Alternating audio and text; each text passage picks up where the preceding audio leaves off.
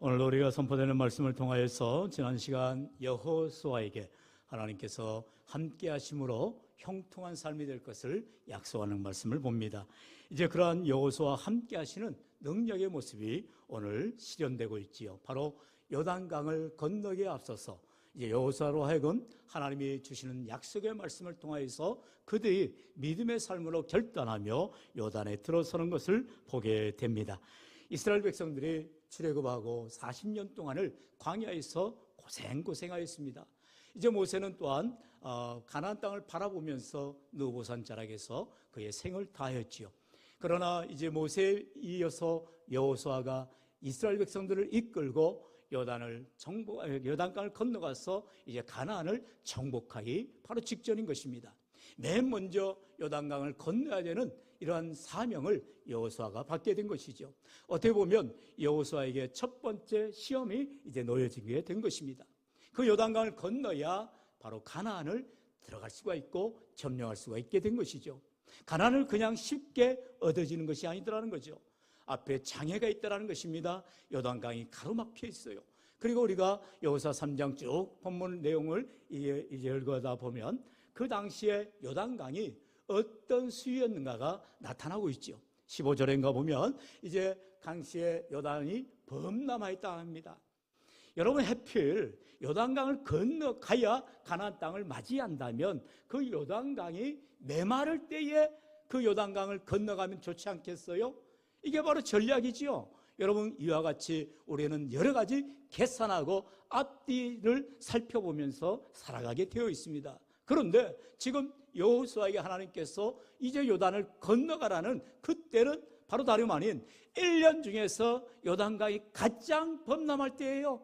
이제 가장 범람할 때이니까 얼마나 보기만 해도 급신하겠습니까? 여러분, 우리가 여름철에 행락철이 되어지고 계곡에 또 이렇게 바다에 놀러가면 가장 위험한 게 이제 물의 수심이잖아요.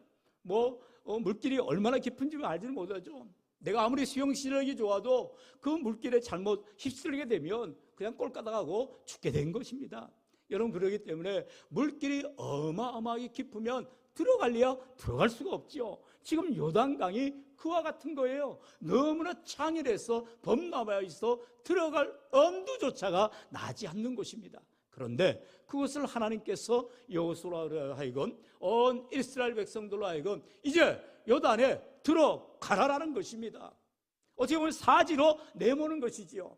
그런데 여기에는 분명한 하나님의 약속, 하나님의 놀라운 축복이 기다리고 있다는 것입니다. 모든 것은 우리가 믿음으로 행할 때에 지금 당장 내가 이 일에 순종하고 이 일에 감당하며 나아가면 바로 축복이 오는 것은 아닐지 몰라요. 하지만 하나님 앞에 모든 것 다 내려놓고 주님 말씀 붙들고 나아갈 때 하나님이 책임져 주시는 놀라운 은혜가 있게 되는 줄로 믿습니다. 그러므로 오늘도 우리 앞에 놓여있는 요단을 바라보면서 나를 집어삼킬 것 같은 그런 수많은 가지의 문제 앞에서 우리가 두려워하고 벌벌 떨지라도 하나님이 주시는 약속의 말씀을 붙들고 나아가 하나님께 영광 돌리며 우리가 승리하는 삶이 되시기를 주의 이름으로 다시 한번 축원합니다. 그러면 어떻게 요단강에 들어가야 될까요? 먼저 첫 번째로 자신을 성결하게 하라 말씀하고 있습니다. 한번 따라할까요? 자신을 성결하게 하라.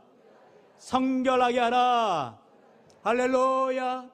여러분, 우리가 설거지를 왜 합니까? 다음 음식을 먹을 때 깨끗한 그릇에 맛있게 먹기 위해서입니다. 더러운 게 묻어 있으면 거기에 맛있는 음식을 담을 수가 없지요. 여러분, 마찬가지죠. 하나님께서 예비하신 가나안 땅에 들어가게 하시기 위하여서 이스라엘 백성들로 하여금 먼저 자신을 성결하게 하라는 것입니다. 하나님 앞에 나의 죄를 회개하고 나의 모든 사함을 얻어서 정결한 심령이 되어서 주 앞에 나아가는 자들이 되라라는 것이죠. 우리 본문 5절 말씀 우리 다시 한번 같이 읽어봅니다. 시작. 여호수아가 또 백성에게 이르되 너희는 자신을 성결하게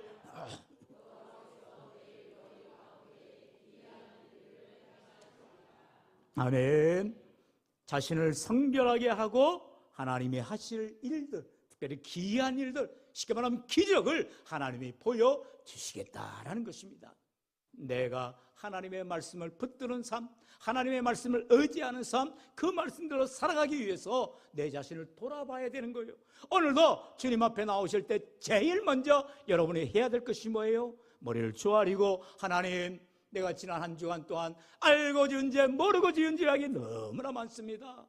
내가 주홍같이 붉을지라도 양털처럼 희게 하여 주옵소서. 진홍같이 붉을지라도 흰 눈보다 깨끗게 하여 주옵소서. 할렐루야. 우리가 주님 앞에 통에 자복하고 회개하는 심령으로 하나님의 은혜를 구해야 되는 것입니다. 여러분, 다윗인들, 모세인들 모두가 다 죄인이죠. 그래서 하나님 앞에 다윗이 어떻게 기도합니까? 하나님, 옷을 쳐로 나를 정결케 하여 주옵소서. 시편의 많은 시를 보면은 다윗이 그가 지은 죄악 때문에 뼈를 깎는 그런 장이 뒤틀 정도로 애가 탄다고 하죠. 얼마나 그걸 그렇게 고통스러웠는지 몰라요. 그러나 우리가 죄를 가지고 있을 때에는 하나님 앞에 나아갈 수가 없지요. 그렇기 때문에 마치 우리가 주님 앞에 나를 성결케 하기 위해서, 하나님, 나의 죄를 용서해 주옵소서, 나를 정결케 하여 주옵소서, 나를 성결케 하여 주옵소서. 이게 무엇이에요? 하나님의 기적을 체험할 준비를 하라는 거예요. 복받을 준비를 해야 되는 거예요. 은혜 받을 준비를 하시기를 축원합니다. 여러분, 모든 경기를 보세요. 항상 준비 자세가 있습니다. 여러분, 우리가 이렇게 대련을 할 때에도 먼저 준비를 해요. 먼저 준비하고 그리고 나서 공격을 하게 되는 거죠. 그냥 냅다 달려가지 않아요. 먼저 자신의 심신을 준비하고, 또한 앞을 향하여서 내가 어떻게 할 것인가 마음을 가다듬고, 준비 자세가 어떠냐에 따라서 그 사람의 다음 스텝이 나타나게 되어 있는 거죠. 모든 운동 경기를 보세요. 심지어 골프를 보아도 항상 자세가, 준비 자세가 바로 되어야만 멀리 100야드, 200야드 골프를 쳐본 적도 없고 알지도 못하지만, 여러분, 그렇게 비거리가 나온다고 하지 않아요? 여러분, 우리의 삶이 하나님 앞에 복을 받기를 원한다면, 믿음의 삶을 살기를 원한다면, 오늘 주님이 말씀하듯이 우리 자신을 성결하게 하는 준비 자세가 먼저 갖춰져야 한다는 것입니다. 모세가요, 시내산에서 십계명을 받을 때에도 하나님께서 이스라엘 백성들로 하여금 하나님의 계명을, 하나님의 말씀을 받을 준비를 하라고 명령하신 것을 봅니다. 우리 출애굽기 19장 10절로 11절 함께 읽어볼까요? 시작. 여호와께서 모세에게 이르시되 너는 백성에게로 가서 오늘과 내일 그들을 성결하게 하며 그들에게 옷을 빨게 하고 준비하게 하여 셋째 날을 기다리게 하라. 이는 셋째 날에 나 여호와가 온 백성의 목전에서 시내산에 강림할 것이니. 아멘. 성결하게 하고 옷을 빨고 준비하라는 것입니다. 하나님의 말씀을 받을 준비를 하라는 거예요. 하나님의 말씀대로 살 결단을 하라는 거예요. 오늘도 주님의 약속의 말씀을 붙들 믿음의 자세를 가질 때에 우리 하나님께서 은혜를 부어주시는 것입니다. 오늘도 우리의 삶 가운데에 거룩하신 하나님, 레위기 20장에 보면 너희는 스스로 깨끗하게 하여 거룩할지어다. 나는 너희의 하나님 여호와이니라. 너희는 내 규례를 지켜 행하라. 나는 너희를 거룩하게 하는 하나님이니라. 여호와 하나님은 거룩하신 하나님이세요. 오늘도 저와 여러분을 성도로 부르셨을 때에 이 성도가 무엇입니까? 거룩할 성자, 바로 하나님께서 우리를 구별하여 주시고 예수 그리스도의 보혈로 인쳐주신 우리가 깨끗한 심령이 되어질 때 하나님께 놀라운 축복과 은혜를 받게 되는 줄로 믿습니다. 이처럼 자신을 성결하게 준비한 이후에 두 번째 스텝은요, 바로 언약궤를 메고 백성에 앞서 나아가라 말씀하고 있습니다. 이것은 바로 제사장들로 하여금 어떠한 일을 먼저 해야 되는가를 알려주는 것이지요. 우리 본문 6절 다 같이요, 시작. 여호수아가 또 제사장들에게 말하여 이르되 언약궤를 메고 백성에 앞서 건너라 하며 곧 언약궤를 메고 백성에 앞서 나아가니라. 아멘. 모든 행진에는 항상 순서가 있습니다. 항상 오와 예를 갖춰야 되고요, 우리 군대에도 보면 선봉대가 있고 그리고 후발대가 있는 것이죠. 앞서 나아가는 선발대가 누구냐가 중요한 것이죠. 뭐 보통 공수부대가 이제 적진을 향하여 맨 먼저 낙하산 부대가 나아갑니다. 그래서 요소마다 다 이제 터트려내는 거죠. 그리고 포사격을 통하여서 어마어마하게 이제 파괴력을 발휘하죠. 그리고 맨 나중에 땅개들이 아주 우리 보병들은 그냥 창검을 가지고 이제 진격해 나아가는 것입니다. 이게 전통적인 전투 방식입니다. 지금 여호수아를 앞으로 기치하여서 이스라엘 백성들이 이제 가나안을 향하여 나아갈 때 그들 가운데 맨 앞장서는 자가 누구냐? 축구병이 아니에요. 무슨 관축병이 아닙니다. 그리고 선봉대가 무슨 공수부대와 같은 무장한 군인들이 아닙니다. 바로 제사장들이 언약궤를 메고 맨 앞장서서 나아가라는 것입니다. 무엇을 말할까요? 이스라엘 백성들이 그 광경을 바라보면서 하나님이 우리와 함께한다. 언약궤는 바로 하나님의 임재를 상징하죠. 그렇기 때문에 하나님이 앞서 행하신다는 것을 눈으로 보게 되더라는 것입니다. 오늘 우리 인생 가운데에 무엇을 먼저 해야 되는가? 하나님의 말씀을 읽고 그 말씀을 묵상하고 그 말씀을 붙들고 믿음으로 하루를 살아갈 때 하나님께서 함께해 주시고 은혜를 부어주신 줄로 믿습니다. 여러분, 언약궤가 무엇입니까? 한번 이미지를 볼까요? 여러분, 바로 저게 언약궤예요. 성경에 하나님께서 가장 성막의 중요한 것을 지성소라고 구별하는데 그 지성소 한가운데에 저 언약궤를 두셨습니다. 하나님께서 모세로 하여금 성막을 짓게 하고 언약궤를 만들라 할 때에 하나님께서 다 수치를 알려주시고 재료를 알려주시고 그리고 사이즈를 알려주셨어요. 그리고 저렇게 언약궤를 만들게 하셨죠. 저게 이제 조각목으로 만든 네모난 상자입니다. 그리고 바깥이나 안에는 저렇게 금으로 도색을 하였죠. 도금을 한 언약궤. 그리고 그 안에는 우리가 잘 알듯이 세 가지가 있죠. 바로 모세가 받은 십계명의 두 돌판이 있고요. 그리고 아론의 쌍난 지팡이가 있고요. 세 번째 뭐가 있어요? 만나를 담은 항아리가 담겨져 있죠. 그런데 여러분 이제 그림에 보신 것처럼 언약궤가 특이한 것이 저 뚜껑 부분이죠. 뚜껑에 보면은 두 그룹 이제 천사입니다. 두 천사가 하나님의 영광, 하나님의 임재를 나타내는 그런 광경으로 서 있습니다. 앉아 있습니다. 이제 그 뚜껑을 통하여서 하나님의 임재가 그곳 가운데 함께해 주시는데 1년에 한 번 대제사장이 저 언약궤가 있는 지성소에 들어갑니다. 그리고 어떻게 합니까? 이제 피를 가지고 저 속죄소라고 하는 언약궤의 그 사면에 뿌립니다. 그러면서 하나님 이스라엘 온 백성들의 죄를 사하여 주옵소서라고 간절히 회개하는 것이지요. 그런데 저 언약궤는 여러분 보시다시피 하단에 두 막대기로 연결되어 있습니다. 평소에는 막대기가 이제 빠져 있고요. 그 막대기를 언약궤에 연결하는 고리가 밑에 네 귀퉁이에 달려 있습니다. 무슨 말이에요? 언약궤가 이동할 때에 손으로 붙잡아서는 안 된다는 거죠. 긴 막대기를 가지고 그 고리를 연결해서 어깨에 메고 이동을 해야 되는 것이죠. 우리가 예전에 보면 이제 블레셋에 의해서 저 언약궤에 탈취되는 사건이 생기죠. 언약궤를 뺏어가 버린 거예요. 왜냐하면 언약궤만 앞서가면 전쟁에 이기는 거예요. 그래서 이 블레셋 군사들이 언약궤를 뺏어가 버린 거예요. 그런데 그 언약궤가 이제 있음으로 인해서 블레셋 곳곳에 전쟁, 기근이 일어나고 전염병이 일어나고 그래서 못 살겠는 거예요. 그래서 저 언약궤를 다시 갖다 줘버려라. 그래가지고 언약궤를 이제 베레스 우사라죠. 우사가 그만 이제 암소의 수레에 싣고 가다가 흔들리게 될 때 손으로 붙잡다가 그만 그 자리에서 즉사하는 사건이 일어나죠. 하나님의 교회, 하나님의 임재를 상징하는 언약궤는 함부로 만질 수도 없는 것입니다.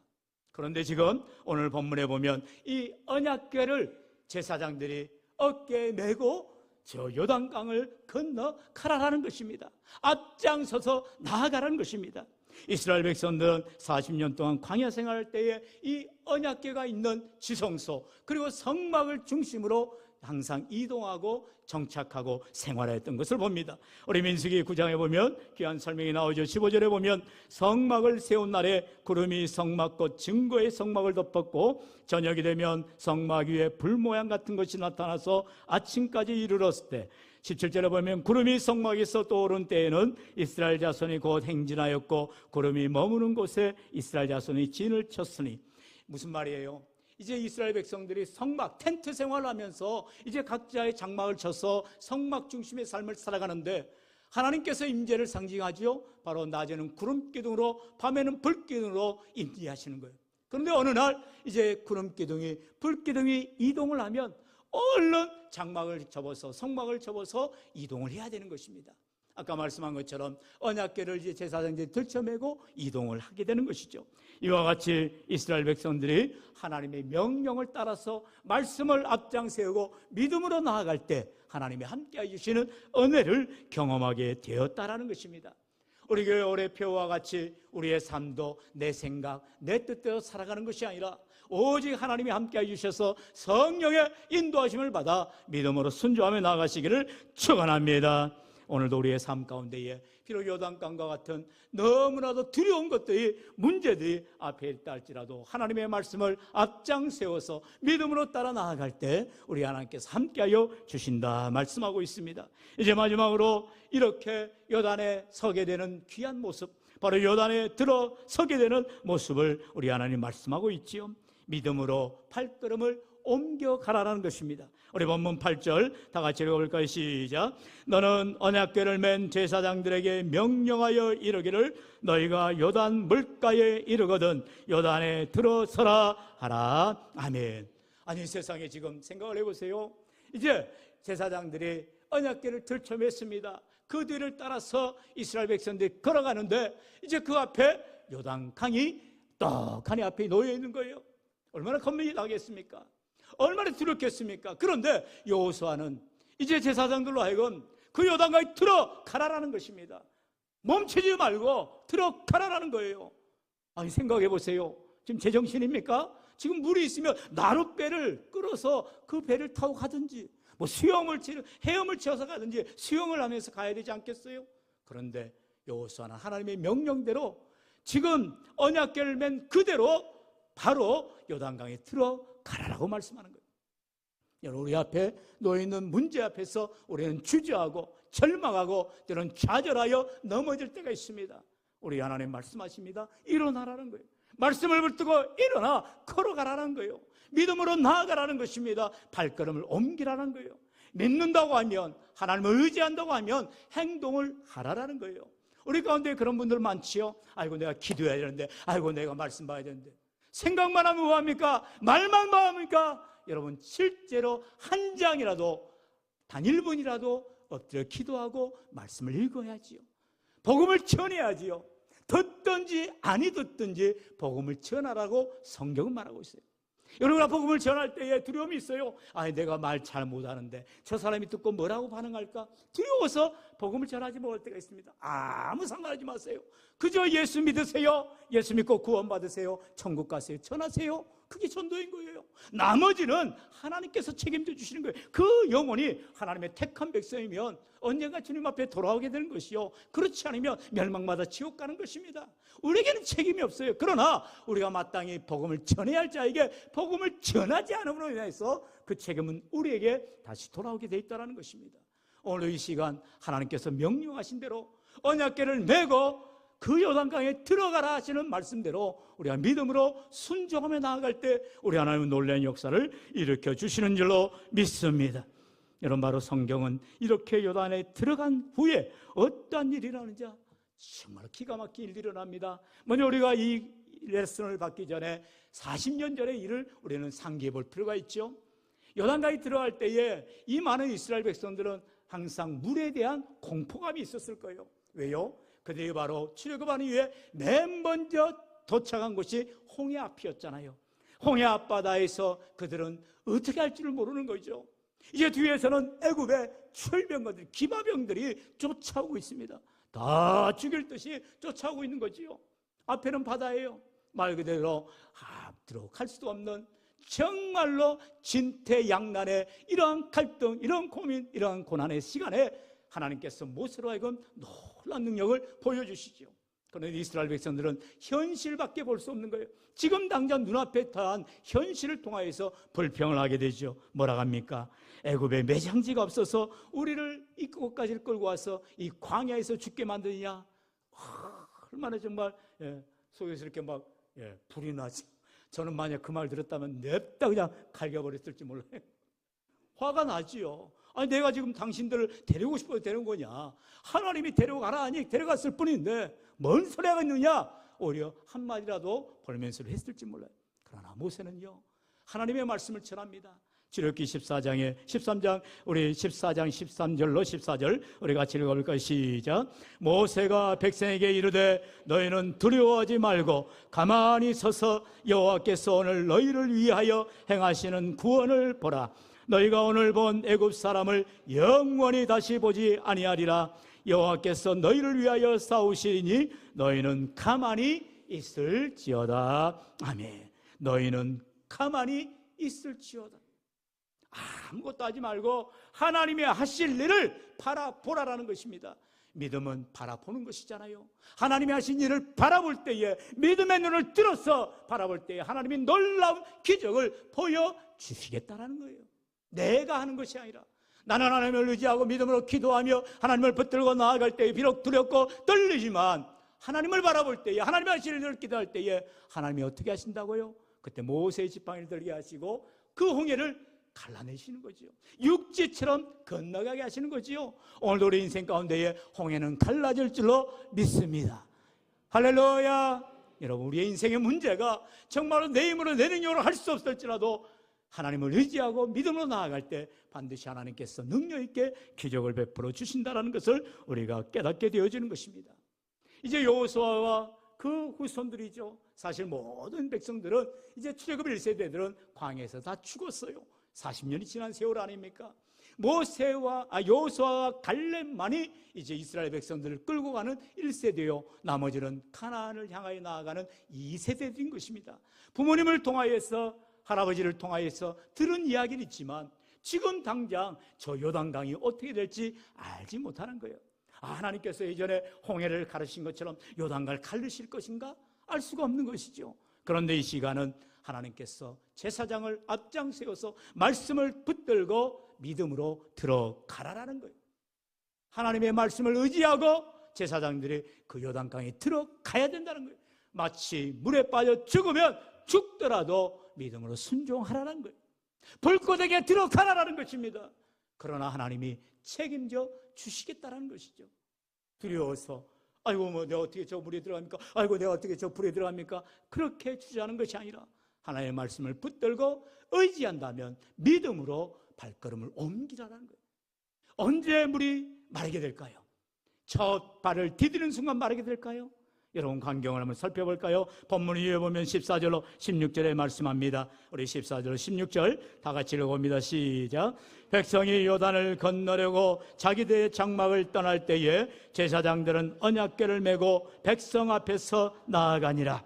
요단이 곡식 거두는 시기에는 항상 언덕에 넘치더라. 궤를 맨 자들이 요단에 이르며 궤를 맨 제사장들의 발이 물가에 잠기자 곧 위에서부터 흘러내리던 물이 그쳐서 사르단에 가까운 매우 멀리 있는 아담 성읍 변두리에 일어나 한 곳에 쌓이고 아라바의 바다 여매로 향하여 흘러가는 물은 온전히 끊어지며 백성이 여리고 앞으로 바로 건널세. 할렐루야. 어떤 일이 났다고요? 그렇습니다. 바로 언약궤를 맨 제사장들이 하나님의 말씀을 붙들고 맨 앞에 나아갈 때에 비록 눈앞에 요단이 넘치듯이 자신들을 위협할지라도 믿음으로 한 발자국 한 발자국 디딜 때마다 그 물이 마르게 되더라는 거예요. 그 물이 없어지더라는 거예요. 오늘도 우리 인생 가운데에 가정의 문제로, 자녀의 문제로, 직장과 사업자의 문제로, 특별히 질병의 문제로 우리가 어찌할 수 없을 때 하나님께서 믿음으로 말씀을 붙들고 나아갈 때 하나님이 해결하여 주시는 줄로 믿습니다. 오늘도 먼저 언약궤를 메고 말씀을 붙들고 물에 들어가라라는 것입니다. 물에 들어갈 때에 하나님께서 발이 잠길 때에 그 물을 마르게 해주시는 거예요. 오늘도 인생 가운데 우리가 어려움을 당할 때에, 문제를 만날 때에, 질병을 당할 때에, 두려움과 고통 가운데에 우리가 원망하며 하나님을 탄성할 때가 있습니다. 그러나 하나님을 의지하고 믿음으로 발걸음을 옮길 때에 하나님이 놀랍게 역사해 주시는 거예요. 그러고 나서 이 제사장들이 요단강을 건너가 버립니까? 그러지 않지요. 우리 다 같이 17절 말씀 읽어봅니다. 시작. 여호와의 언약궤를 맨 제사장들은